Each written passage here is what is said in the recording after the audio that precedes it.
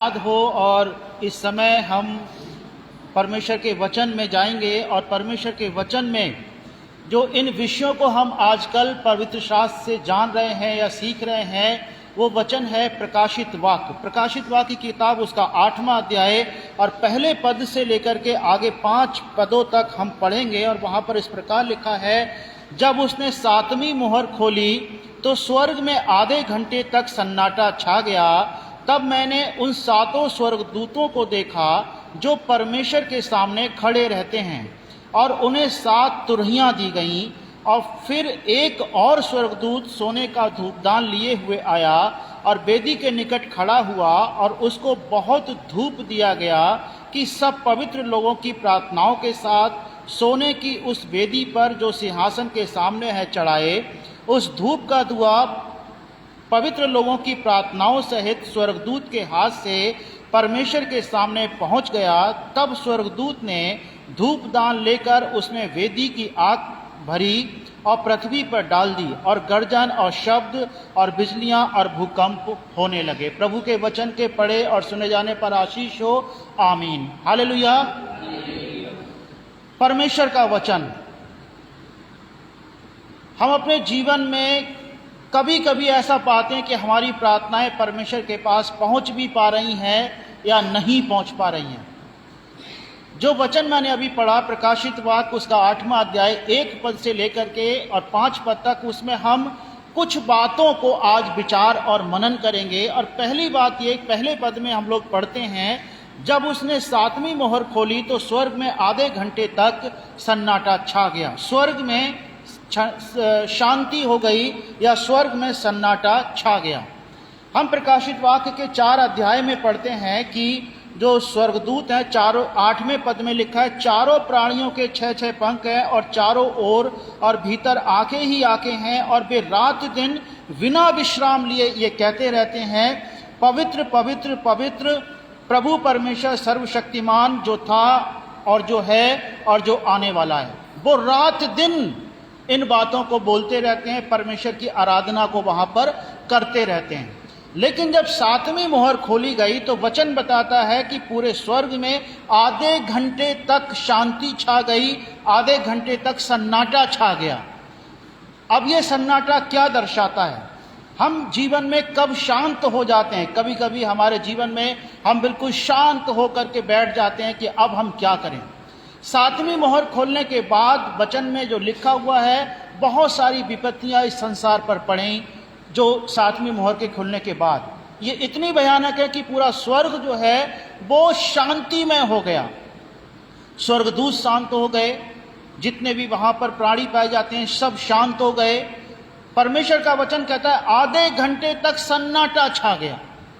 और उसके बाद एक अद्भुत बात हम पढ़ते हैं, जहां लिखा है 3 पद में लिखा है कि फिर एक और स्वर्गदूत सोने का धूपदान लिए हुए आया और वेदी के निकट खड़ा हुआ, और उसको बहुत धूप दिया गया कि सब पवित्र लोगों की प्रार्थनाओं के साथ सोने की उस वेदी पर जो सिंहासन के सामने है चढ़ाए। आगे को लिखा है 4 पद में, उस धूप का धुआं पवित्र लोगों की प्रार्थनाओं सहित स्वर्गदूत के हाथ से परमेश्वर के सामने पहुंच गया। हालेलुया। जीवन में कई बार हम लोग उदास होते हैं, निराश होते हैं, और परमेश्वर के सामने भी कई बार हम लोग जाकर के कहते हैं कि परमेश्वर आपने हमारी प्रार्थना क्यों नहीं सुनी, हमारी प्रार्थनाएं क्यों नहीं सुनी गई। अगर हम कहें भी ना तो हमारे मन में ये प्रश्न होता है, चाहे आप जवान हैं, चाहे आप बुजुर्ग हैं, चाहे बच्चे हैं, हर किसी के मन में ये सवाल, ये प्रश्न रहता है कि हमारी ये वाली प्रार्थना परमेश्वर ने क्यों नहीं सुनी। हम यहाँ पर कुछ विपरीत बात पाते हैं, कुछ अलग फर्क चीज पाते हैं। और वो फर्क चीज क्या है? ध्यान से 4 पद को पढ़िए। उस धूप का धुआं पवित्र लोगों की प्रार्थनाओं सहित, किन लोगों की प्रार्थनाओं सहित? पवित्र लोगों की प्रार्थनाओं सहित स्वर्गदूत के हाथ से परमेश्वर के सामने पहुंचाया गया। किन लोगों की प्रार्थनाएं परमेश्वर के पास तक पहुंचती हैं और किन लोगों की प्रार्थनाएं परमेश्वर के पास तक नहीं पहुंच पाती हैं, आज हम परमेश्वर के वचन से ये जानने का प्रयत्न करेंगे। पहले निकाल लेंगे नीति वचन और उसका 28वां अध्याय और उसका 9वां पद। यहां पर इस प्रकार लिखा है, जो अपना कान व्यवस्था से मोड़ लेता है, व्यवस्था सुनने से मोड़ लेता है, उसकी प्रार्थना घृणित ठहरती है। नीति वचन 28वां अध्याय और उसका 9वां पद। जो अपना ध्यान, जो अपना कान व्यवस्था सुनने से मोड़ लेता है, उसकी प्रार्थना घृणित ठहरती है। परमेश्वर का वचन बताता है कि जो लोग व्यवस्था नहीं सुनते, जो लोग परमेश्वर के वचन को नहीं सुनते, बाइबल में लिखा है विश्वास सुनने से और सुनना मसीह के वचन से होता है। हम परमेश्वर के वचन को सुनते हैं तो हमारे अंदर विश्वास उत्पन्न होता है, और जब उस विश्वास का हम अंगीकार करते हैं तो हमारे अंदर धार्मिकता उत्पन्न होती है, और जब धार्मिकता को हम, विश्वास से धार्मिकता उत्पन्न होती है, उस धार्मिकता को जब हम अंगीकार करते हैं तो हमारे जीवन में उद्धार आता है, पवित्रता आती है, हमारे पाप क्षमा हो जाते हैं। वचन में लिखा है, जो अपना कान व्यवस्था सुनने से मोड़ लेता है। गंभीरता पूर्वक हम में से हर एक को सोचना चाहिए, अपने आप से पूछना चाहिए कि हम परमेश्वर के वचन को पढ़ने के विषय में ईमानदार हैं या हमें ईमानदार होने की आवश्यकता है। कभी कभी क्या होता है, हम दुनिया के कामों में इतने ज़्यादा व्यस्त हो जाते हैं, या हमारे पास इतना ज़्यादा हम अपने आप को व्यस्त बना लेते हैं कि हमारे पास परमेश्वर के वचन को पढ़ने का समय ही नहीं मिलता। भजनकार ने कहा कि मैंने तेरे वचन को अपने हृदय में रख छोड़ा है कि तेरे विरुद्ध पाप ना करूं। भजन संहिता 119 भजन और उसके 11वें पद में यह वचन लिखा है, मैंने तेरे वचन को अपने हृदय में रख छोड़ा है। मैं जो वचन अभी आपके सामने बोल रहा हूं, हमारे मनन का विषय क्या है? पवित्र लोगों की प्रार्थनाएं ही परमेश्वर के पास पहुंचती हैं। जो पवित्र अपवित्र लोग हैं, अपवित्र हैं या झूठे हैं या मक्कार हैं या धोखेधड़ी करने वाले हैं, व्यवस्था से जो परमेश्वर की जो वचन है, बाइबल है, मसीह की व्यवस्था, उसको सुनने से अपना ध्यान हटा लेते हैं, उनकी प्रार्थना घृणित ठहरती है। घृणा करता है परमेश्वर, और जिसकी प्रार्थना घृणित ठहरती है वो कभी भी परमेश्वर के भवन तक नहीं पहुंच पाती है। हमारी प्रार्थना तभी परमेश्वर के भवन तक पहुंच पाएगी जब हम पवित्र होकर के प्रार्थना करेंगे। अब हम पवित्र होने के लिए क्या करें, क्या करें हम कि पवित्र हो जाएं? इफिसियों की किताब उसका पहला अध्याय, इफिसियों उसका पहला अध्याय और उसका 4 पद। जैसा उसने हमें जगत की उत्पत्ति से पहले उसमें चुन लिया कि हम उसके निकट प्रेम में पवित्र और निर्दोष हों। इफिसियों पहला अध्याय 4 पद ये बताता है कि परमेश्वर ने यीशु मसीह में हमें जगत की उत्पत्ति से पहले हमें उसमें चुन लिया, मसीह में चुन लिया कि हम उसके निकट प्रेम में पवित्र हों और निर्दोष हों। हमें चुन लिया गया है। आज परमेश्वर का वचन अगर आप सुन रहे हैं तो वो इस कारण से है कि परमेश्वर ने आपको मसीह यीशु में जगत की रचना करने से पहले ही चुन लिया था। इसीलिए आज आप परमेश्वर का वचन सुन पा रहे हैं। बहुत सारे लोग परमेश्वर का वचन नहीं सुन पाते, नहीं समझ पाते, या उनके लिए ये परमेश्वर का वचन कोई मायने नहीं रखता, उन्हें समझ में नहीं आता, क्योंकि परमेश्वर ने उनको चुना नहीं था। हमें किस लिए चुना है?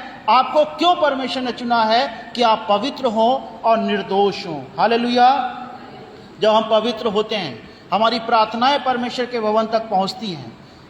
जब हम पवित्र होते हैं, परमेश्वर के सम्मुख आते हैं और प्रार्थना करते हैं, वो प्रार्थना पूरी गंभीरता के साथ स्वर्गदूत लेकर के जाते हैं। वचन में लिखा है, याकूब ने जब दर्शन देखा तो स्वर्गदूतों को आते स्वर्ग से और आते और जाते एक सीढ़ी के द्वारा देखा। यीशु मसीह ने भी कहा कि क्या तू इससे आश्चर्यचकित होता है? तुम आकाश को खुला हुआ और स्वर्गदूतों को मनुष्य के पुत्र के ऊपर उतरते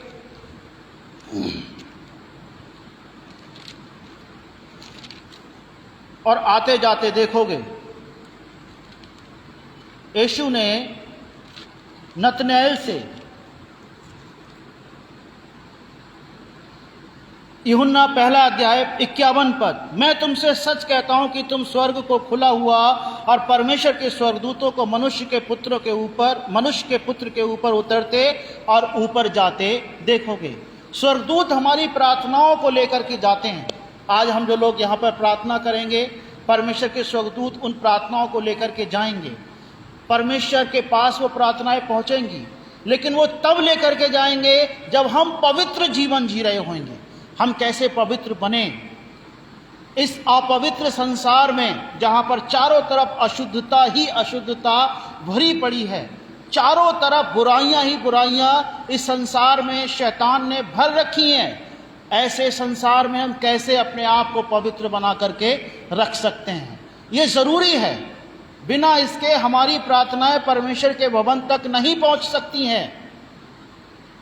परमेश्वर के भवन में केवल वही प्रार्थनाएं पहुंचेंगी जो हम पवित्र होकर के पवित्रताई के साथ उन प्रार्थनाओं को करेंगे। आज जबकि हम इस संसार में जहां पर रहते हैं बहुत बुराइयां हैं। आप चारों तरफ देखोगे बुराइयां ही बुराइयां आपको नजर आएंगी।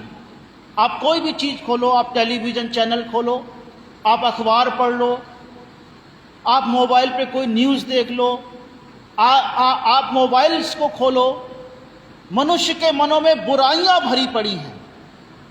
परमेश्वर ने मनुष्य को अच्छा करके बनाया था, अच्छा करके बनाया था। आदम हवा को परमेश्वर ने अच्छा ही करके बनाया था, लेकिन जब परमेश्वर की आज्ञा को उन्होंने तोड़ दिया, उनके मन में बुराई समाने लगी और आज वो बुराई इतनी अधिक हो गई है कि यीशु ने क्या कहा कि तुम बुरे होकर के, क्या मतलब है? संसार में बुराई भरी पड़ी है। अब ऐसी बुराई में फंसा हुआ संसार जिसके बीच में हम रहते हैं, हम अपने आप को कैसे पवित्र बनाए? परमेश्वर ने अपना वचन दिया है, अपने वचनों को इस पुस्तक में लिखवाया है। जब हम इस बाइबल के वचनों को पढ़ते हैं, हमारे जीवन में यीशु मसीह की पवित्रता आने लगती है। इसीलिए नीति वचन 28:9 में क्या हमने अभी पढ़ा? जो अपना कान व्यवस्था सुनने से, इस वचन को, मसीह की व्यवस्था को सुनने से जो मोड़ लेता है, उसकी प्रार्थना घृणित ठहरती है, क्योंकि वो प्रार्थना अपवित्रता के साथ की गई प्रार्थनाएं हैं। और कोई भी अपवित्र प्रार्थना परमेश्वर के भवन में नहीं पहुंच सकती है। परमेश्वर के भवन में कोई भी अपवित्र और घृणित चीज का कोई भी कार्य नहीं है। हालेलुया। परमेश्वर के लोगों, हम बाइबल पढ़ते हैं या नहीं? हम कितना बाइबल पढ़ते हैं? क्या हम ऐसी भूल तो नहीं कर रहे कि हम प्रार्थना में जा रहे हैं, हम प्रार्थना कर रहे हैं, लेकिन बाइबल नहीं पढ़ रहे हैं? अगर हम बाइबल नहीं पढ़ पा रहे हैं, अगर हम बाइबल के वचनों को अपने जीवन में मनन नहीं कर रहे हैं, एक गाय को आपने देखा होगा क्या करती है? एक निवाला लेती है, उसके बाद वो कई देर तक, कई मिनटों तक, शायद कभी कभी तो एक घंटा उसको चबाती रहती है। इसीलिए प्रभु का वचन भजन संहिता पहले अध्याय में हमें भी वैसा ही कुछ बताता है कि क्या ही धन्य है वो पुरुष जो दुष्टों की युक्ति पर नहीं चलता और न पापियों के मार्ग में खड़ा होता। पापी लोग बाइबल नहीं पढ़ते हैं, पापी लोग बाइबल से अलग हटेंगे, क्योंकि उनका पाप जो है उन्हें परमेश्वर के वचन से दूरी बना करके रखता है। एक लेखक ने लिखा है कि या तो बाइबल आपको पाप से अलग कर देगी या पाप आपको बाइबल से अलग कर देगा।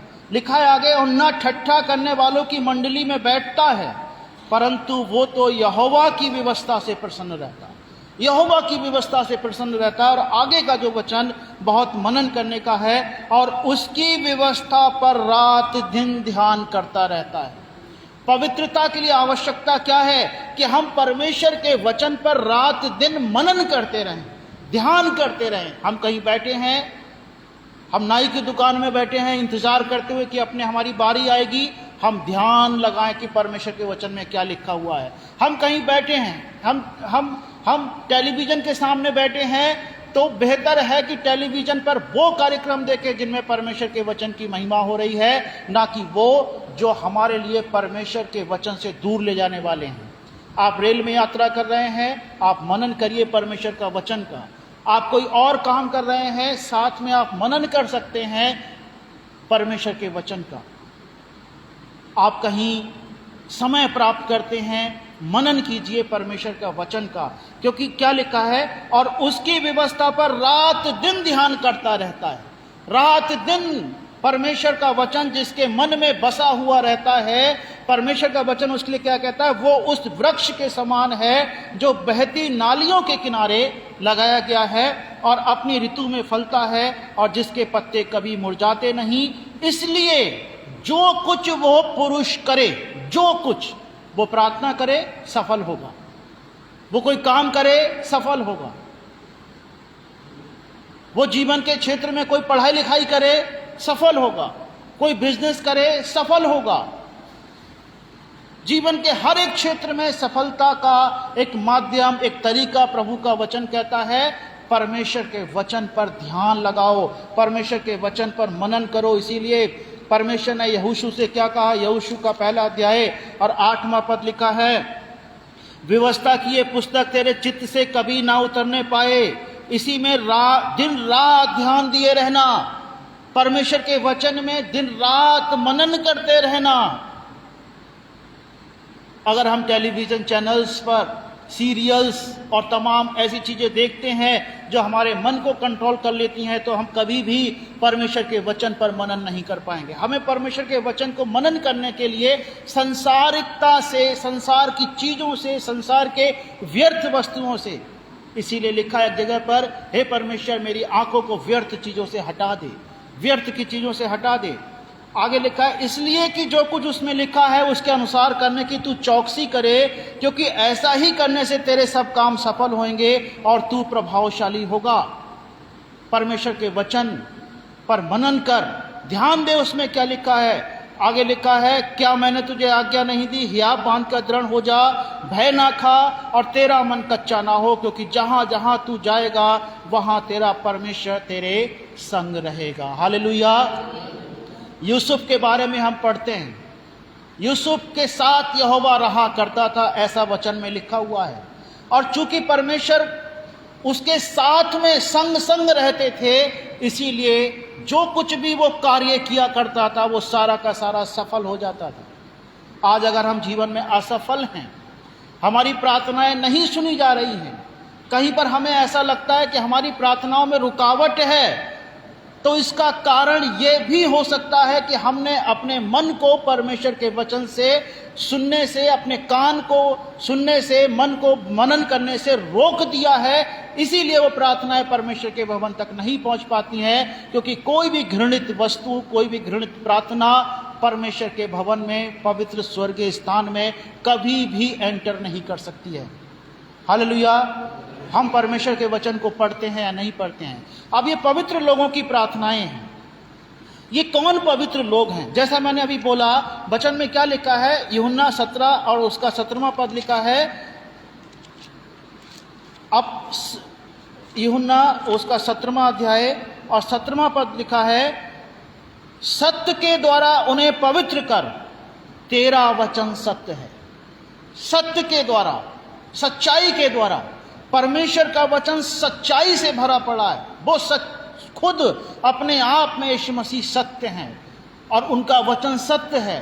और जब ये वचन हम पढ़ते हैं तो हमारे जीवन में पवित्रताई आने लगती है, हमारा जीवन पाप से हटने लगता है, बुराई से हटने लगता है। पहले अगर हम अगर गलत बोलते थे तो हम गलत बोलना बंद कर देते हैं, गलत सोचते थे तो गलत सोचना बंद कर देते हैं। तेरा वचन सत्य है, सत्य से उन्हें, सत्य के द्वारा उन्हें पवित्र कर, तेरा वचन सत्य है। हमारे जीवन में अगर अंधकार छाया हुआ है, हमारे जीवन में अगर अपवित्रता, कोई घृणित काम, अगर कोई घृणित वस्तु, तो परमेश्वर का वचन कहता है कि परमेश्वर के वचन को अधिकाई से अपने हृदय में बसने दो, अधिकाई के साथ। संसार की चीजें हमारे हृदय में बसी हुई हैं तो हमारी प्रार्थनाएं परमेश्वर के भवन तक नहीं पहुंच पाएंगी, क्योंकि वो घृणित हैं, वो प्रार्थनाएं घृणित हैं, वो परमेश्वर उनसे घृणा करता है। लेकिन अगर हम परमेश्वर के वचन से अपने हृदय को अधिकाई से भर देंगे, बसने दो, पर अपने हृदय को परमेश्वर के वचन को अधिकाई से अपने हृदय में बसने दो। जब हम ऐसा करेंगे परमेश्वर के लोगों, हमारी प्रार्थनाएं परमेश्वर के भवन तक पहुंच जाएंगी। आपको पता है जब हम प्रार्थनाएं करते हैं, स्वर्गदूत यहाँ से प्रार्थना लेकर के जब चलते हैं, ये एक टेस्टमनी है, एक सच्ची घटना है। पहले एक एजेंट था शैतान का, उसे परमेश्वर ने छुटकारा दिया, उसने बताया, गवाही दी कि जब हम प्रार्थनाओं को यहाँ पर करते हैं, परमेश्वर के स्वर्गदूत वो प्रार्थनाओं को लेकर के परमेश्वर के भवन में जाने के लिए जब यहाँ से निकलते हैं, उनको शैतान के राज्य का सामना करना पड़ता है, अंधकार के राज्य का सामना करना पड़ता है। अगर हमारी प्रार्थनाएं विश्वास से भरी पड़ी नहीं हैं तो शैतान उस स्वर्गदूत को रोक लेगा, वो जाने नहीं देगा, वो प्रार्थना का विषय छीन लिया जाएगा। लेकिन अगर हमारी प्रार्थनाओं में विश्वास है, इसीलिए यीशु मसीह ने क्या कहा, जब अधर्मी न्यायाधीश और विधवा के विषय में जब दृष्टांत सुनाया यीशु ने, तो उन्होंने कहा, क्या अंत में विश्वास पाया जाएगा? विश्वास की घटी हो जाएगी अंत के समय में। लूका 18वें अध्याय में जब हम पढ़ते हैं तो पाते हैं कि वहाँ पर यीशु ने उन लोगों से कहा, प्रभु ने कहा, सुनो, ये अधर्मी न्यायी क्या कहता है, इसलिए क्या परमेश्वर अपने चुने हुओं का न्याय ना चुकाएगा जो रात दिन उसकी दुहाई देते रहते हैं? क्या वो उनके विषय में देर करेगा? मैं तुमसे कहता हूँ वो तुरंत उनका न्याय चुकाएगा। तो अभी मनुष्य का पुत्र जब आएगा तो क्या वो पृथ्वी पर विश्वास पाएगा? अगर हमारी प्रार्थनाएं विश्वास से भरी नहीं हैं, और हमारे जीवन में विश्वास कब आएगा? जब हम परमेश्वर के वचन को पढ़ेंगे। अगर हम वचन से अपने आप को अलग रखेंगे तो हमारे हृदय में विश्वास नहीं होगा। अब विश्वास नहीं होगा तो प्रार्थना घृणित ठहरा दी जाएगी, वो परमेश्वर के भवन में जाने वाली नहीं है।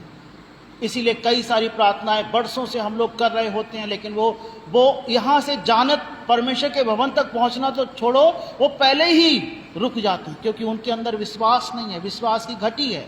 लेकिन एक आशा की बात क्या है?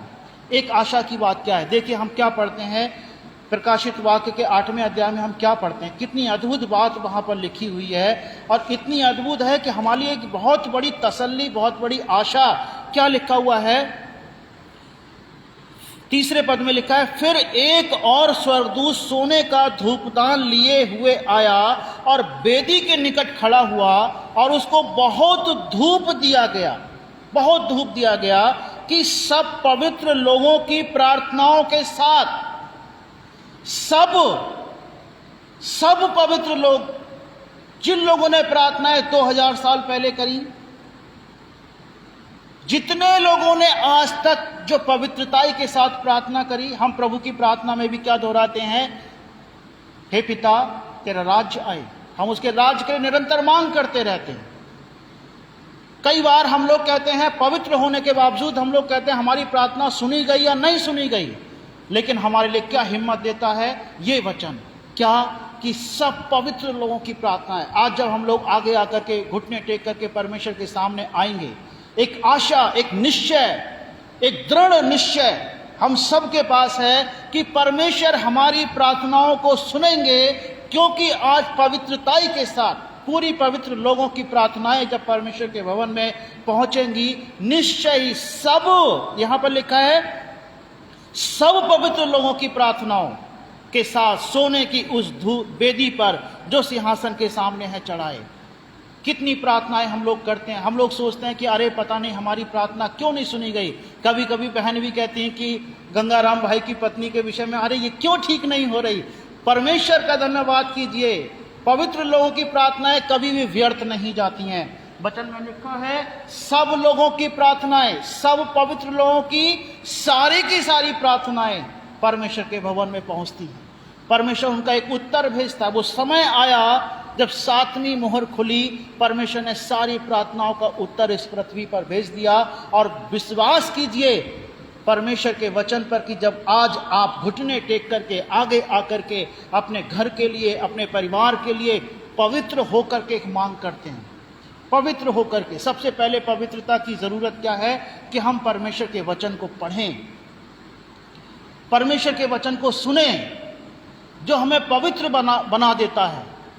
संसार में बहुत अपवित्रता है, नकारात्मकता है, बुराई है, और उस बुराई को हम परमेश्वर के वचन के सुनने और पढ़ने के द्वारा अपने जीवन से हटाने की क्षमता पाते हैं। इसीलिए इफिसियों की किताब में लिखा है कि आत्मा की तलवार जो परमेश्वर का वचन है ले लो। इफिसियों 6 और इसका 17वां पद, और उद्धार का टोप और आत्मा की तलवार जो परमेश्वर का वचन है ले लो।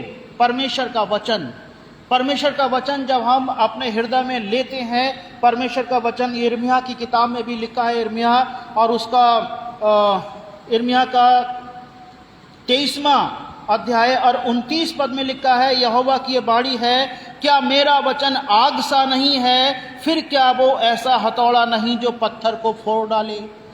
हमारे जीवन में कौन सा पाप ऐसा है जो परमेश्वर के वचन की सामर्थ्य के सामने टिक सकने में सक्षम है? कोई भी वचन नहीं है, कोई भी पाप ऐसा नहीं है। मैंने अभी शायद वचन बोला, कोई भी पाप ऐसा नहीं है जो परमेश्वर के वचन के सामने ठहर पाए। हालेलुया। अगर हमारे जीवन में कोई पाप है, हम आज परमेश्वर के सामने आकर के प्रभु से कहें, प्रभु मुझे धो करके, अपने लहू से धो करके मुझे शुद्ध कर, मुझे पवित्र कर, मुझे निष्कलंक बना, मुझे निर्दोष बना। और जब ऐसा कहते हुए आप प्रार्थना में आते हो, प्रभु का वचन कहता है उस व्यक्ति को धर्मी ठहराया गया जिसने प्रार्थना की, हे परमेश्वर मुझ पापी पर दया कर। हालेलुया। मुझ पापी पर दया कर।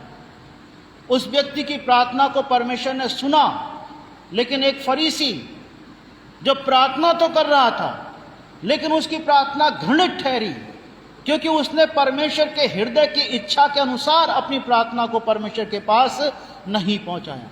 आज हमारे पास समय है, हम अपने स्थान पर खड़े होकर के, अगर हम बाइबल पढ़ने में कमज़ोर हैं, हम बाइबल को सुनने में, बाइबल के वचनों को सुनने में अगर लापरवाह हैं, परमेश्वर से क्षमा मांगें ताकि परमेश्वर हमें पवित्र बनाए अपने वचन के द्वारा। जैसा वचन में लिखा है, सत्य के द्वारा इन्हें पवित्र कर, तेरा वचन सत्य है। हालेलुया। जब हम प्रार्थना करेंगे, एक एक प्रार्थना परमेश्वर के भवन तक पहुंचती है। अगर हमने 10 साल पहले कोई प्रार्थना की है, वो भी परमेश्वर के पास सुरक्षित है। हमने 20 साल पहले की है, हमने 50 साल पहले की है, हमारे पुरखाओं ने की है, किसी ने भी की है, 2000 साल पहले भी अगर कोई प्रार्थना की गई, परमेश्वर के पास सारी प्रार्थनाओं का उत्तर है। और निश्चय है हमारी पवित्रता परमेश्वर के सम्मुख होना चाहिए। हालेलुया।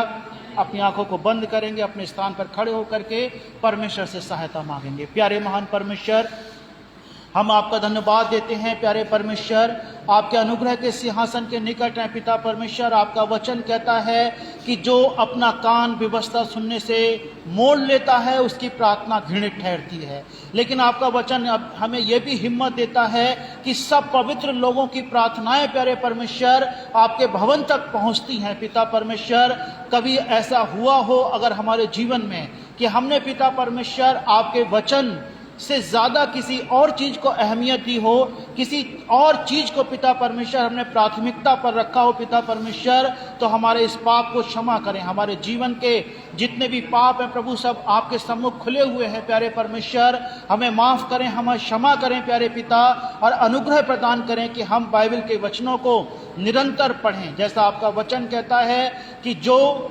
व्यवस्था पर रात दिन ध्यान किए रहता है प्रभु, उसके काम सफल होते हैं। आपने यूसुफ के काम सफल किए।